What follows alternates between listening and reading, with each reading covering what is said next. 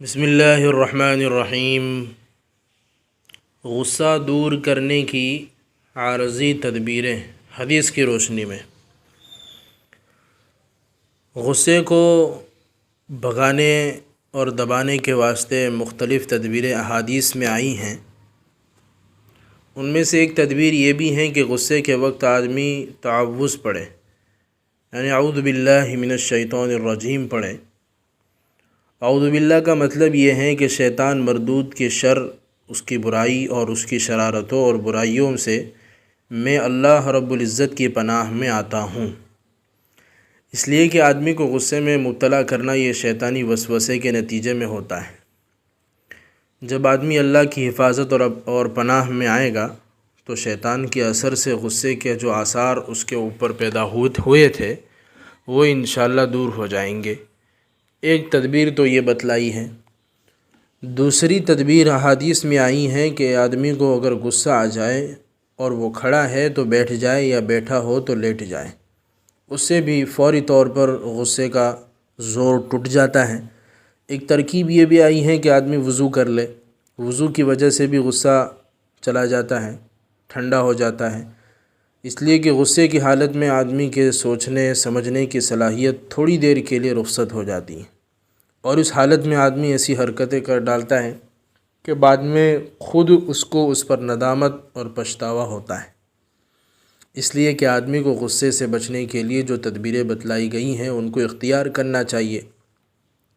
لیکن علماء نے لکھا ہے کہ یہ تدبیریں تو عارضی ہیں، یعنی فوری طور پر تو غصے کی حالت ختم کر دے گی، لیکن اس کی وجہ سے غصے کی عادت ختم نہیں ہوگی۔ غصے کی عادت ختم کرنے کے لیے آدمی کو یہ تدبیر بتلائی گئی کہ جس آدمی کو غصہ آتا ہو وہ یوں سوچیں کہ میں کس پر غصہ کر رہا ہوں، بیوی پر، بچے پر، یا اپنے نوکر پر، یا کسی اجنبی آدمی پر۔ میں نے اس کو پیدا نہیں کیا، اس کی آنکھ، کان، ناک، ہاتھ، پاؤں وغیرہ میں نے نہیں بنائے، اس کو روزی میں نہیں دیتا، میں اس کا مالک نہیں ہوں، اور اس نے ایسی بات کر دی جو میری طبیعت کے خلاف ہے، جس کی وجہ سے مجھے اس پر اتنا غصہ آ رہا ہے۔ حالانکہ اللہ نے تو مجھے پیدا کیا، یہ سارے قوا اور یہ ساری صلاحیتیں اللہ رب العزت نے عطا فرمائیں، اللہ مجھے روزی دے رہے ہیں، اللہ کی ساری نعمتیں میں استعمال کر رہا ہوں، اور ساتھ ہی ساتھ ایسی حرکتیں کر رہا ہوں جو اللہ کو ناراض کرنے والی ہیں، تو میرا اس آدمی کے اوپر اتنا احسان اور میرے اس کے اوپر اتنی نعمتیں نہیں ہیں جتنی اللہ کی نعمتیں اور اس کے احسانات میرے اوپر ہیں۔ اس کے باوجود میں اس کی معمولی بات پر ناراض ہو کر غصے کا اظہار کر رہا ہوں، اور میں تو اللہ تبارک و تعالیٰ کی نافرمانیاں ہر گھڑی ہر وقت کرتا ہوں، ہر لمحہ مجھ سے ایسی بات سرزد ہوتی ہے جو اللہ کے حکم کو توڑنے والی ہے اور اس کے حکم کے خلاف ہے۔ اگر اللہ کی طرف سے بھی میرے ساتھ وہ معاملہ ہونے لگے جو میں اس کے ساتھ اس کی ذرا سی غلطی پر کر رہا ہوں تو پھر میں تو کہیں کا نہیں رہوں گا۔ آدمی کو یہ ساری باتیں سوچنی چاہیے۔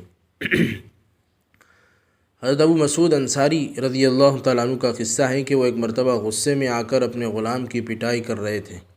پیچھے سے ایک آواز سنی، اعلم ابا مسعود، اعلم ابا مسعود، اے ابو مسعود آگاہ ہو جاؤ، خبردار ہو جاؤ، سن لو۔ جب پیچھے مڑ کر دیکھا تو نبی اکرم صلی اللہ علیہ وسلم ہیں۔ آواز سن کر ان کا ہاتھ تو رک ہی گیا تھا۔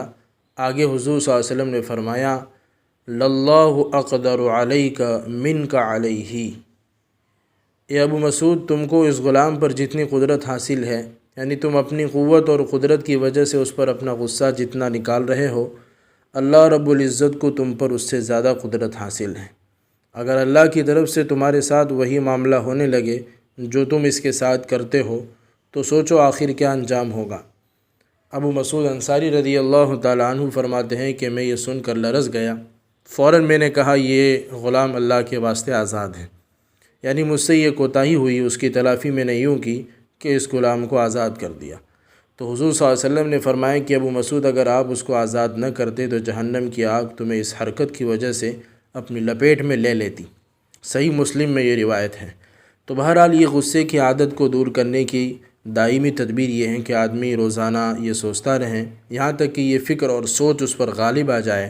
اس کا نتیجہ یہ ہوگا کہ پھر کسی کے اوپر جب غصہ کرنے کے لیے طبیعت چاہے گی تو یہ سوچ کر وہ باز رہے گا اور بچ جائے گا اور اپنے آپ کو غصے سے روک لے گا۔